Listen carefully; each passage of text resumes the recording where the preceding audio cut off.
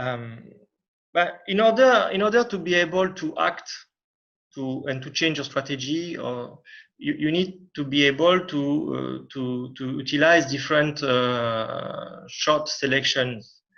And you cannot do it if you don't have the right technique. You just fight to survive, and you just fight to send the ball back in within the limit of the court, but you cannot have a tactical objective. For instance, for years I was playing without a backhand. So you compensate by running a bit more, you compensate by improving your forehand a bit, but then there is a limit, because there is a moment your opponent plays so fast that you don't have time to turn around your backhand to play a forehand instead, and you will never run faster than the ball.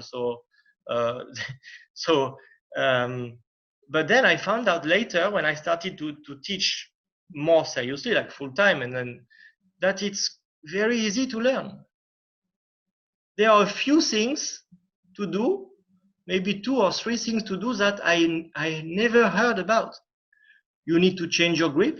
Me, I was playing a backhand with a forehand grip. Yeah. You need to rotate your shoulder early, like to prepare the shot early. No one has ever told me that, or maybe they have told me, but I didn't understand. You need to be well balanced. That's it. And with that, you can play a backhand.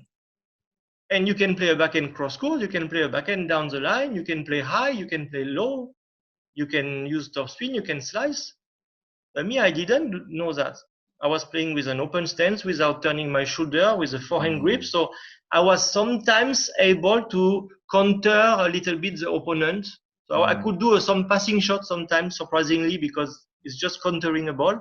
But I was not able to decide where I was putting the ball. Wow, that's so interesting. So it's a limit. And how long have you been playing tennis at that stage? How many years? But I've been playing since I was 4 or 5, and I've been able to play a backhand when I was 22. Wow. So for 17 years. 17 years later, you discover this new technology of the backhand. Same with the serve. Well, the toss, the balance. Was there a specific teacher or an experience that led you to, when you rediscovered those things, or was it a very gradual trial and error kind of progression towards you having that realization? It's interesting. There are 2 things. One is by the practical, by teaching, because you have to show your students, and by teaching because you have to think about. Me, I was playing. I was not analyzing when I was young. I was just playing the ball. But then when you teach, you have to think about what is happening. And then it has been very fast, because I had the chance at that time to be working next to Anthony Alpanda, my good friend Anthony, which was extremely knowledgeable, with a great experience, both as a player and as a coach. And his explanations were clear.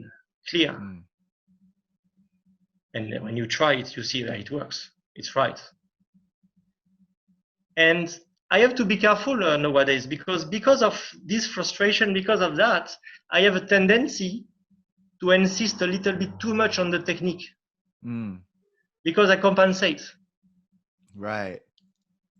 So I found out that a bit later.